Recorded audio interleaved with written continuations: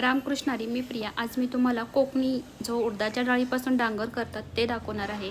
तर इथे मी मोठा कांदा चिरला आणि तो चॉपरने एकदम बारीकसर करून घेतला. आता हे डांगर तुम्ही पाहाल उडदाच्या डाळीचं करतात. आता हे गावावरून दिले आजीने.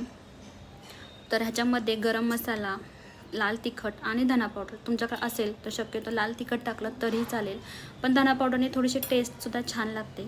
आता हे पूर्ण मिक्स करायचं, मीठ टाकायचं त्याच्यामध्ये आणि नंतर पाणी टाकायचं. आता जेवढं पीठ आहे आणि कांदा या अंदाजानुसार, पिठाच्या अंदाजानुसार थोडंसं पाणी जास्त टाकायचं, कारण की हे पीठ फुगलं जातं, घट्ट होतं आणि जर मग ते कोरडं छान नाही लागत. तर पाण्याचं प्रमाण योग्य टाकायचं. असं लपतपी दिसलं पाहिजे, म्हणजे थोडं ओलसरपणा पाहिजे, म्हणजे खाताना छान वाटतं. आणि शक्यतो डांगर हे भाकरीसोबतच खातात नाचणीच्या. तुमच्याकडे नसेल तर तांदळाच्या भाकरीसोबतसुद्धा खा. आणि वरून तेल असं टाकलं आणि मस्त आपल्या इथे डांगर तयार झालेला आहे, एकदम परफेक्ट असं. तर नक्की सबस्क्राईब करा व्हिडिओ आवडला असेल तर.